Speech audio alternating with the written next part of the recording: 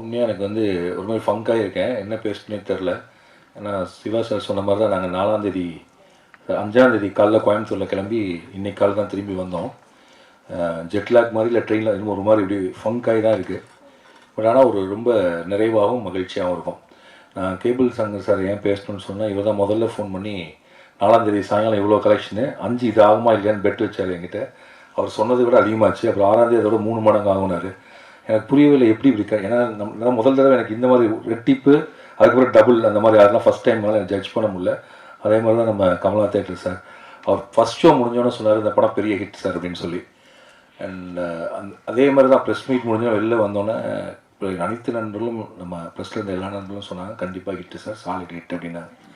So எனக்கு இந்த வார்த்தை வந்து நிறைய ப்ரெஸ் மீட் போட்டிருக்கேன். படம் super sir, extraordinary sir, classic sir, Tamil சினிமாவில் ஒரு படம் இல்லை சார் அப்படின்னு நிறைய பேர் சொல்லுவாங்க ப்ரெஸ்ஸில். இந்த ஒரு படத்தில் வெளில வந்தோன்னே ஹிட்டு சார் அப்படின்னு சொன்னாங்க. ஸோ எனக்கு வந்து இந்த வார்த்தையே புதுசாக இருந்துச்சு. ஸோ அதனால் அப்படி ஒரு வார்த்தையை எனக்கு அறிமுகப்படுத்தி இந்த படத்திற்கும் அந்த ஹிட்டை கொடுத்த அனைத்து ஊடக நண்பர்களுக்கும்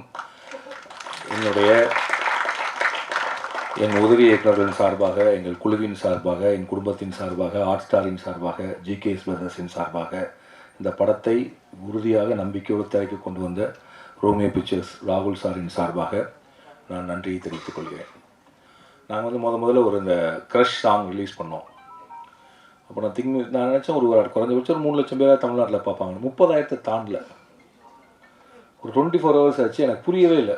கீழே வேறு யுவன் ஃபேன்ஸ்லாம் வந்து நாங்கள் எடுத்துகிட்டே இருக்கோம். அவ்வளோ கெட்ட வார்த்தைகள் திட்டிகிட்டே இருக்காங்க. என்னடா இது இப்போது யுவன் ஃபேன்ஸும் கோவிக்கிறாங்க, பாட்டும் பார்க்க வர மாட்டேங்கிறாங்கன்னா அப்போ தான் திங்க் மியூசிக் சொல்கிறாங்க சார் சந்தோஷ் தயானி புது மியூசிக் டைரக்டர் இருந்தாலும் இல்லைப்பா இதுக்கு முன்னாடி பாட்டலாம் மெதுவாக தான் சார் வரும். அது எவ்வளோ மெதுவானா எனக்கு படம் ரிலீஸ் ஆனதுக்கப்புறம் என்னமோ பயமாயிடுச்சு. ஏன்னா அது கரெக்டாக நம்ம 24 டேஸ்க்கு முன்னாடி தான் ரிலீஸ் பண்ணுறோம். சரி அப்போ என்ன பண்ணலாம் அப்படின்னோடனே மாரிஸ் ராஜ் ஐடியா சொன்னால் நம்ம ப்ரெஸ் மீட் வச்சு ஏதாவது ஒரு டீசர் ரிலீஸ் பண்ணுங்கள். ப்ரெஸ்லாம் சொன்னால் தான் அந்த படம் வருங்கிற தகவல் போகும். ஏன்னா எல்லோரும் 7 கடல் 7 மலை வரும்னு நினச்சிட்டு இருக்கப்ப திடீர்னு பறந்து போன ஒரு படம் வருங்கிற தகவலே போய் சேரல, எப்படி பார்க்க வருவாங்க அப்படின்னு சொல்லி ப்ரெஸ் மீட் வச்சு எல்லாம் நல்லா போயிட்டு இருந்துச்சு. ப்ரெஸ் மீட் பாதிலே ஒரு தகவல் வந்துச்சு, அவங்க குஜராத்தில் ஒரு ஃப்ளைட்டே பறந்து போய் பில்டிங்கில் மோதிடுச்சுன்னு ரொம்ப வருத்தம். அதே டைம் நம்ம இங்கே உள்ளுக்குள்ளே இருந்தோம் தெரில, பட் வருத்தத்துக்குரிய விஷயம் தான். என்னென்னா அப்போ தான் மீடியாவில் பறந்து போ படத்தை பற்றியான தகவல்கள் வெளியில் வந்துட்டு இருந்துச்சு. அப்போ நாங்கள் ரிலீஸ் பண்ண வேண்டிய அந்த டீசரையுமே அந்த சாங்கையுமே அன்றைக்கி தள்ளி வச்சிட்டோம். ஏன்னா அதுக்கு மேலே இது பண்ண முடியாது.